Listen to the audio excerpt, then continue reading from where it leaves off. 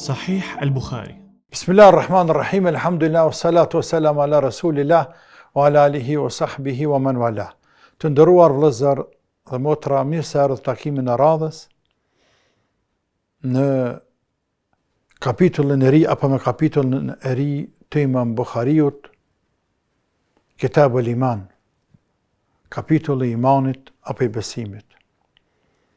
Imam Bukhariu e filloi librin e tij me kapitullin e shpalljes. Si filloi shpallja. Pastaj e pason me kapitullin e imanit, për të pasuar më pas me kapitullin e ilmit, të dijes. Ka filluar me shpallje, sepse shpallja është bërim i shariatit, është bërim i jetës shpirtërore, i dinit Zotit. Pastaj e këtu e pason me kapitullin e imanit, sepse imani, besimi, është synimi kryesor, është objektivi kryesor me të cilën apo për të cilën kërkohet njeriu, është bazamenti i jetës së njeriut. Është jeta e insanit, jeta e besimtarit, është jeta e shpirtit, iman, besim në Zotin, te bareke ve taala. Është ideal i çdo besimtari, i çdo njeriu. Është kërkesa primare, parësore, thelbësore, esenciale, të madhe të Zot për robët e tij, el iman, imani, besimi në Zotin.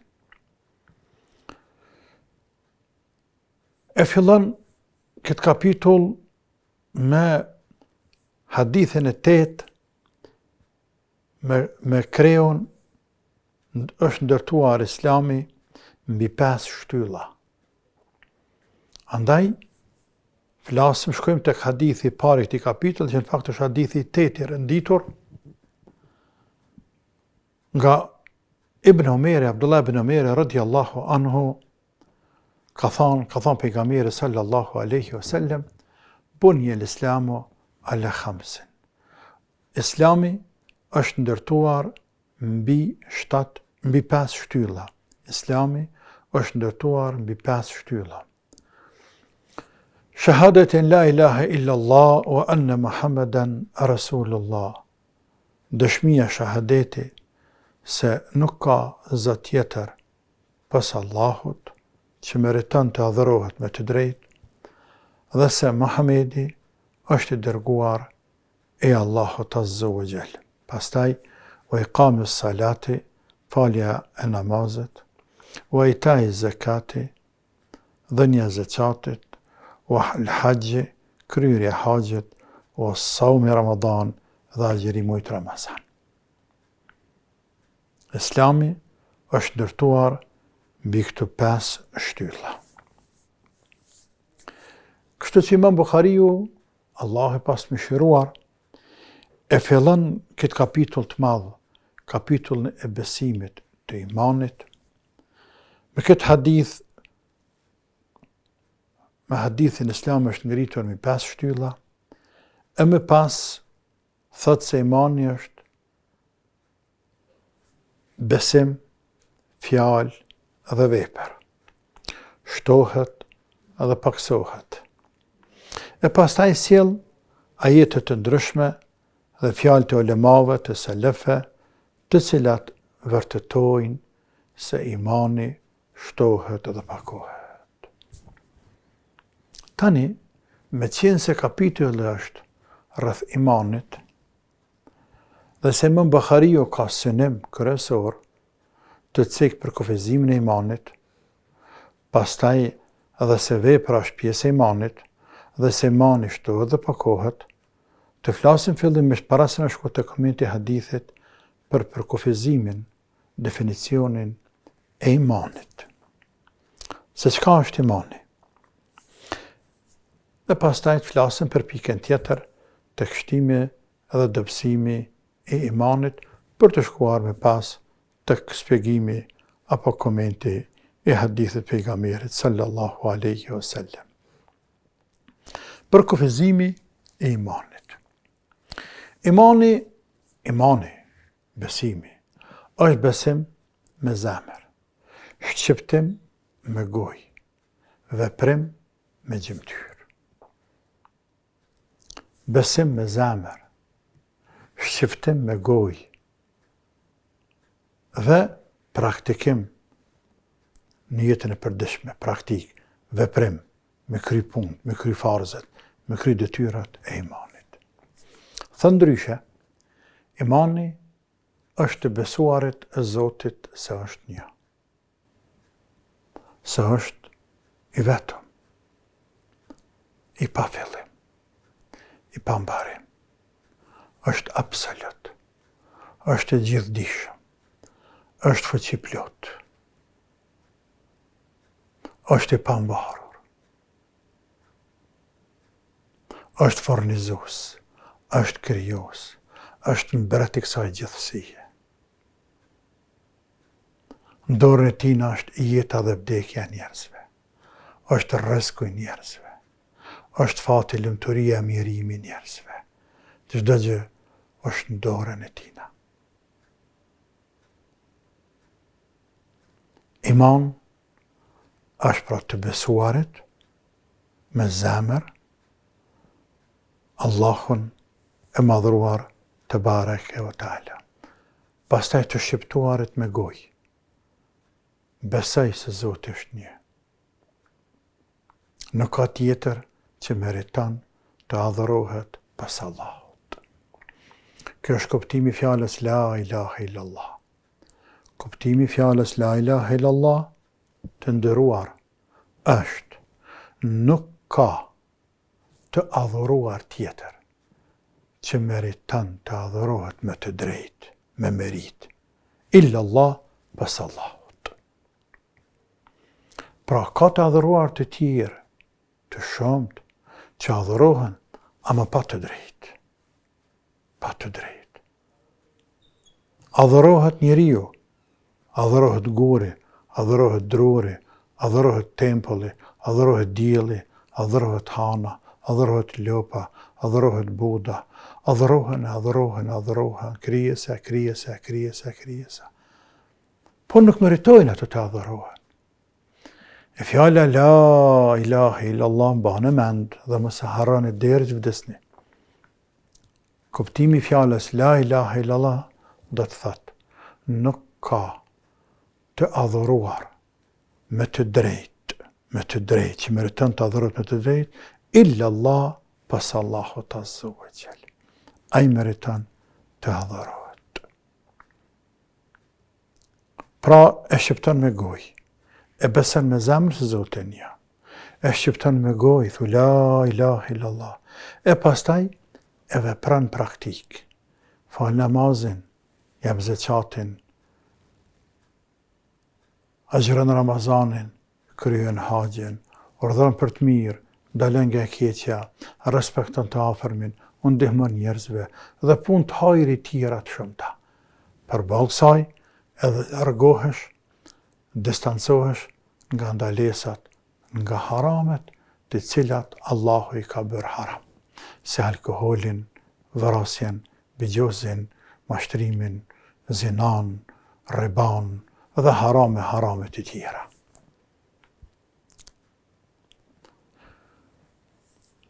Pra, kjo është iman. Iman me besu Allahun. Iman me besu pejgamberin sallallahu alaihi wasallam. Muhammedur Rasulullah wa anna Muhammeden Rasulullah. Dhe se Muhammedi është Rasulullah, i dërguari i Allahut, nuk ka Zot, po i dërguari i Zotit. Sigurisht që Isa ishte i dërguari i Zotit, Musa i dërguari i Zotit, Nuhi i dërguari i Zotit, Zakariaja, Davudi e të tjerë pejgamber të dërguar të Zotit, edhe Muhammedi alayhi salam i dërguari i Zotit. Dhe kjo është kuptimi i shahadetit, apo zbërthehet ndryshe në shahadet. Ashhadu an la ilaha illa Allah wa ashhadu anna Muhammeden abduhu wa rasul.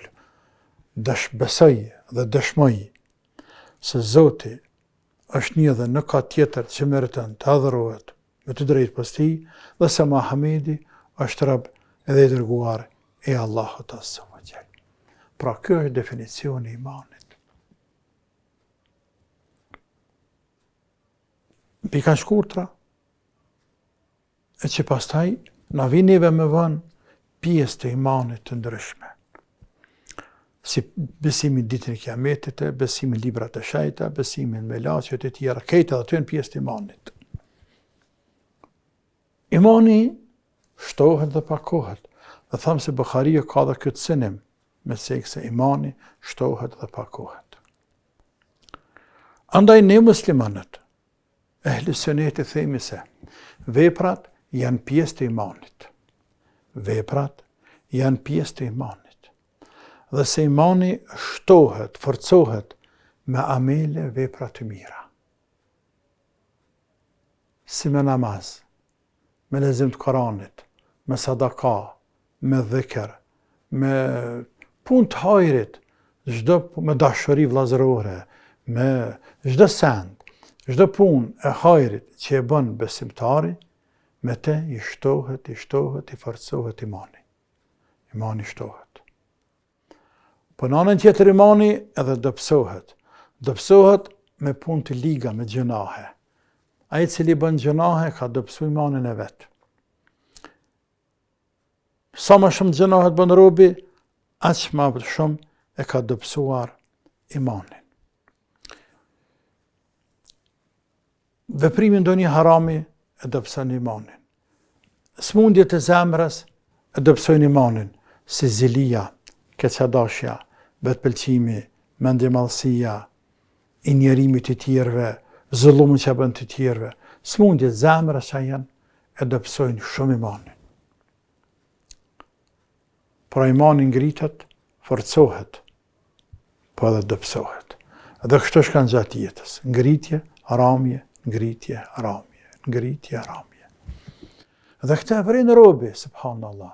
Për shembull në Ramazan, kur muslimanët janë përkushtuar me madhru Zotin e tyre, ata e ndjejnë se imanin e kanë më të fortë. E që i bie, e ndjejnë një lumturi, një kënaqësi që janë musliman, që po bojnë mirë, që po kryejnë fardh Zotit. A nëse po rrin pa hangër, pa pi, pa lodhen. E ndjejnë veten më afër Allahut. Më afër Allahut. Tebareke ve Teala. Po kjo është reflektim i ngritjes së imanit që ndjen robi. Ose kur shkon në hax. Çfarë lodhje përjeton robi në hax? Çfarë lodhje përjeton? Dhe jo rrallë herë dhe sëmuret në hax. Ama aq kënaqësi shpirtërore ndjen, aq e ka imanin të ngritur, sa që i harran lodhjet, mundin, hargjimin, krejt i harran.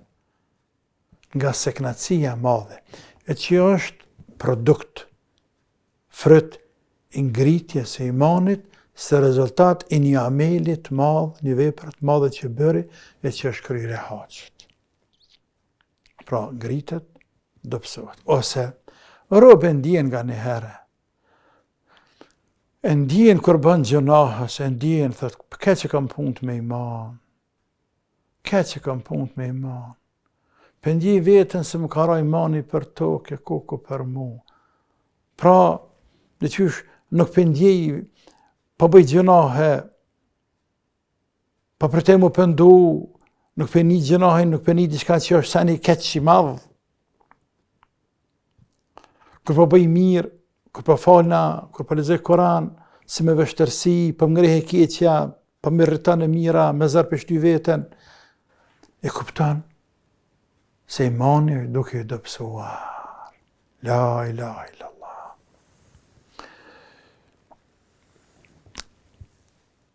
Imam Baghaviu, Allah e pas mëshiruar cek nga Shekh Husein bin Mesudi, i cili ka thënë. Imam Baghaviu në Sharh as-Sunna, librin e tij të famshëm të njohur, e cek këtë dhe thot: të gjithë sahabët dhe tabiinët kanë rënë në ujdi por edhe ata që kanë ardhur pas tyne, ulemaja e sunetit, se veprat, amelet, janë pjesë përbërëse e imanit. Që të gjithë kanë thonë, kjo fjalë e tina është krejtë, se besimi apo imani është fjalë, vepër dhe besim. Shtohet me punë të mira dhe pakohet apo dobësohet me punë të liga. Shtohet, forcohet me punë të mira, dobësohet me punë të liga, me gjunahe. Ndërsa Ela Lekaiu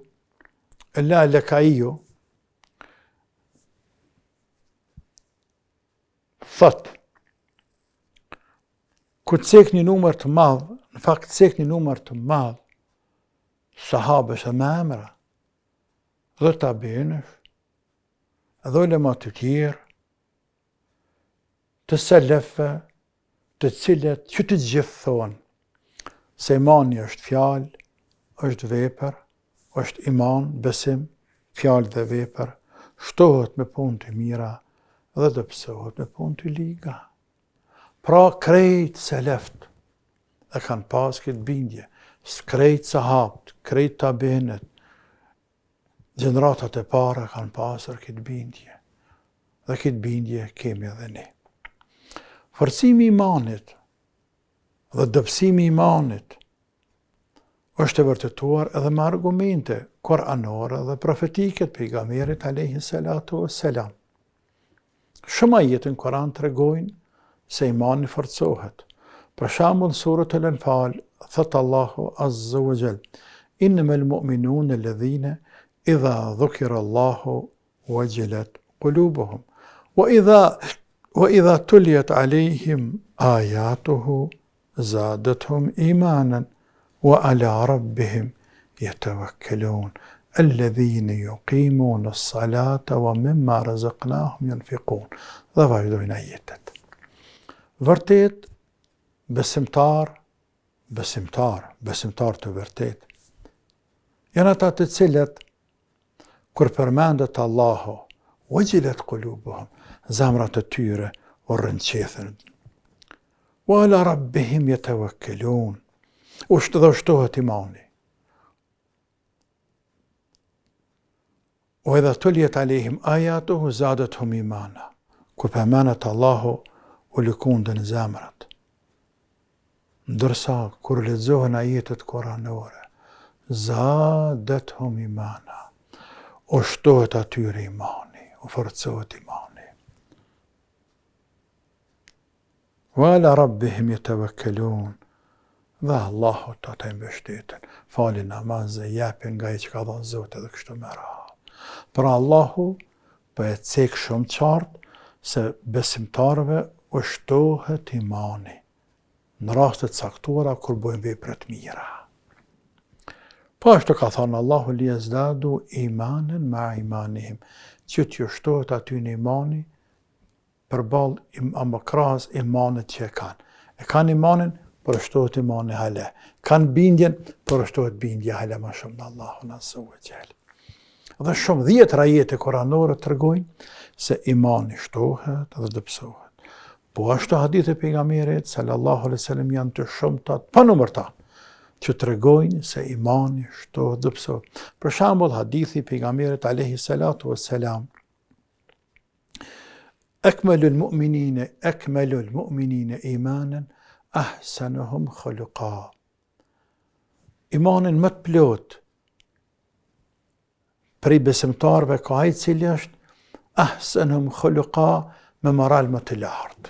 Pra ai që ka moralin më të lartë, më të ngritur, e ka imanin më të plot. Pra edhe unë kam iman, edhe ti ke iman, edhe ai ka iman, edhe ai ka iman. Dhe ne kemi imanin drejtë, shkallë, por ai cili nga mesi jon është më i ngritur nga ana etike, nga ana e ahlakut, ai ka imanin më të ngritur. E që në kupton se imani po ngrit ka me etik, me moral, me vepra të mira. Pastaj ka thënë pejgamberi sallallahu alaihi wasallam: "Men ahabba lillah wa abghada lillah wa a'ta lillah wa mana'a lillah faqad istakmala al-iman." Ai cili kur don për Allahun, kur urren për Allahun, kur jep për Allahun, po dhe kur nuk jep për Allahun, faqad istakmala al-iman, atina i është plotësuar imani. Po dhe fjalë të selefëve, sahabëve dhe tjerëve që shta me lartë ka sa të dush. Për shembull, Omeri radiallahu anhu o thashtë të shokëve: ejani të bohum, e ta shtojmë imanin, e ta kujtojmë Allahun azza wa jall, ta bëjmë dhikr Allahun, ta shtojmë imanin. Subhanallah, na jam me vllazën dhe mohabeti rreth dinit, ta shtojmë imanin. Për kujtimi Allahut, ta shtojmë imanin. E Abdullah ibn Mas'udi thonte: o Zot, shtama imanin, shtama bindjen, yaqinin, o Zot jam, shtana imanin, forcana imanin, forcana bindjen, yaqinin. Me kaq përfundojmë këtë takim të nderuar, për të vazhduar në takimin tjetër me komentin e hadithit rreth shtyllave të imanit, pra hadith të 8 të Imam Buhariut, deri në takimin e radhës. Assalamu alaikum wa rahmatullahi wa barakatuh.